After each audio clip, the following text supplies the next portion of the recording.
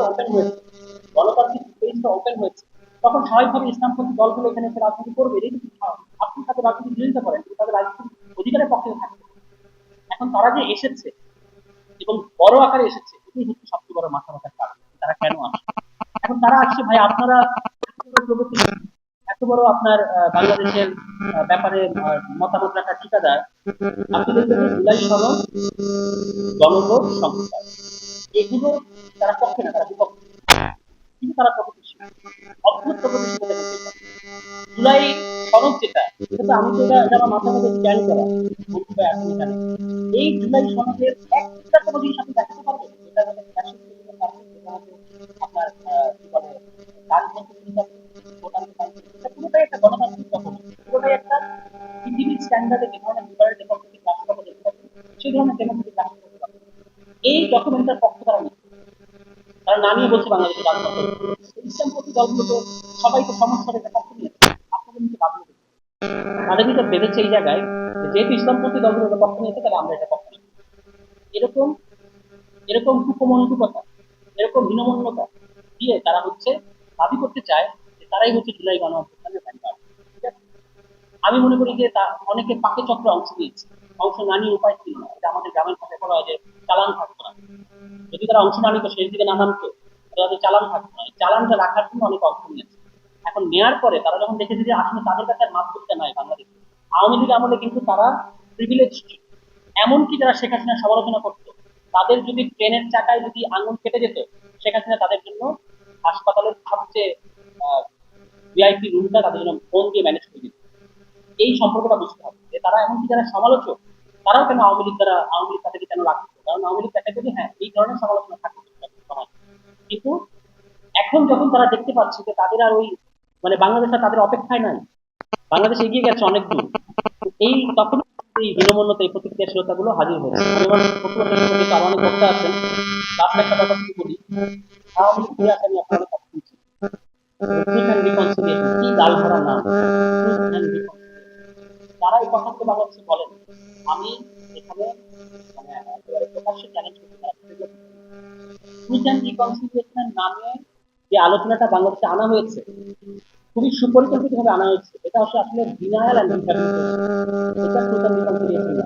Truth মানে আপনি truth স্বীকার করেছেন, আমাকে বলতেছেন রিকনসিলিয়েশন করতে। এই আওয়ামী লীগ ট্রুথ স্বীকার করেছে, আওয়ামী লীগ বলে জুলাই হলো জুলাই, জুলাইকে তারা ঝুলিয়ে দেবে, আর আমাকে বলতে হবে আমি এখন কুচকাওয়াজ করতে করতে ভারতের দিল্লিতে শেখ হাসিনার কাছে যাবো এবং বলবো যে আপনাকে তারা হচ্ছে না, আসল রিকনসিলিয়েশন। এভাবে হয় কোথাও? সাউথ আফ্রিকার ট্রুথ এন্ড রিকনসিলিয়েশন এভাবে হয়েছে, যে পার্টি, যে সেকুলার কলোনিয়াল পার্টিটা ওখানে এই ম্যাসেকার করেছে, ন্যাশনাল পার্টি নাম, এই পার্টিকে বিলুপ্ত হতে হয়েছে। ন্যাশনাল পার্টি 1997 সালে বিলুপ্ত হয়ে গেছে। 2005 সালে নিউ ন্যাশনাল পার্টি নামে আবারও মানে কার্যকর শুরু করেছিল, সেটাও 2005 সালে বিলুপ্ত হয়ে গেছে। মানে ওই সমাজ রিকনসাইল করেছে কাদের? সাদাদের রিকনসাইল করেছে, মানে এত মানুষ তো ফেলে দেওয়া যাবে না। কিন্তু ওই পার্টি কিন্তু রাজনীতি করতে পারে না ওই সাউথ আফ্রিকা। এখন আপনি সেই ইতিহাসকে এখানে টেলিভিশন করে এনে বলতেছেন ট্রুথ অ্যান্ড রিকনসিলিয়েশন, এবং আমি বললাম যে ট্রুথ অ্যান্ড রিকনসিলিয়েশন যে আলোচনা হচ্ছে এটা আসলে ডিনায়াল এন্ড রিহ্যাবিলিটেশন। এবং আরেক মানে ডিনায়াল মানে তারা এটা ডিনাই করতে, ডিনায়াল করতে দেখাচ্ছে, বারবার ডিনাই করছে, অস্বীকার করছে জুলাই গণঅভ্যুত্থান হয় নাই। ওই মার্কিন কোন এজেন্ট বিরাট এক তাদের থেকে গুলি করে আমাদের ছাত্রদেরকে মেরেছে, পুলিশ গুলি করেন, কিন্তু তারা বলতে চাচ্ছে এটা ডিনায়াল। এবং এই ডিনায়াল করার পরে তাদেরকে আবার রিহ্যাবিলিটেট করতে হবে, তাদেরকে মাথায় কিন্তু আমার নাচতে হবে এবং তাদের করতে হবে। এবং এই যে ফিরে আসা, এটা বলি শেষ করতে আমরা সম্প্রতি একটা ইয়ে দেখেছি, Reuters, Washington post, new York Times, economic Times, এই ধরনের নিউজ ছাড়া কিন্তু তারা ভারতের বাইরে কাউকে কিন্তু পান না। এবং সেখানে বলা হলো যে শেখ হাসিনা ফিরে আসবে ডিসেম্বর। তো ডিসেম্বর আমরা শোনার পর আমরা বললাম যে ডিসেম্বর আত্মসমর্পণের জন্য ভালো মাস, কিন্তু বাস্তবতা হচ্ছে শেখ হাসিনার আহ, জীবন এতটাই অভিশপ্ত যে তার ওই আত্মসমর্পণ করতে জিতবে। কেন আত্মসমর্পণ করতে? আত্মসমর্পণের মধ্যে কিন্তু একটা সম্মান আছে, যে দুটো পক্ষ একটা এটা একটা রিকনসিলিয়েশন আছে, যাতে দুটো পক্ষ নিজেদের বোঝাপড়া করে এক পক্ষ আত্মসমর্পণ করবে এবং তাদেরকে আপনি আত্মসমর্পণ করার পরে যতটুকু কোড অফ কন্ডাক্ট হবে, যতটুকু অধিকার এবং সম্মান তাদের পাওয়া যাবে হয়তো দিতে হবে। কিন্তু শেখ হাসিনা কপালে কিন্তু আত্মসমর্পণ করছে না, কারণ শেখ হাসিনা স্বাধীনভাবে আত্মসমর্পণ করার মতো জায়গায় না, শেখ হাসিনা একটা সাজাপ্রাপ্ত আসামি, তাকে ভারত হস্তান্তর করবে, হ্যান্ড ওভার করবে, এখানে কোনো সারেন্ডারের বিষয় নেই, সারেন্ডার না, হ্যান্ড ওভারের বিষয়, হ্যান্ড ওভার করবে, আমরা তাকে রিসিভ করবো এবং তার সাজা যেটা হয়েছে সেই সাজা অনুযায়ী তার শাস্তি হবে। শেখ হাসিনা যদি সাহস থাকে তাহলে সাজা বাংলাদেশে পেশ করবো, আমরা এটা চাই। আমাদের তো দেখায় লাভ নাই। শেখ হাসিনা যখন বাংলাদেশে ছিল তখনও আমরা তার চোখে চোখ রেখে কথা বলেছি। মঞ্জু ভাই সাক্ষী, আমরা এক মিছিলে ছিলাম 19 জুলাই, আগামীকালকে 19 জুলাই হবে।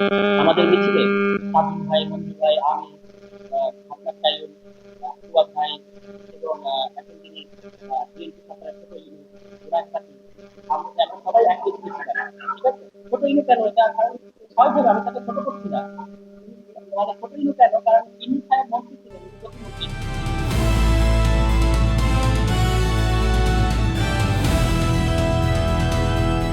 দিনাজপুর টিভি, মানুষের জীবনের কথা বলে।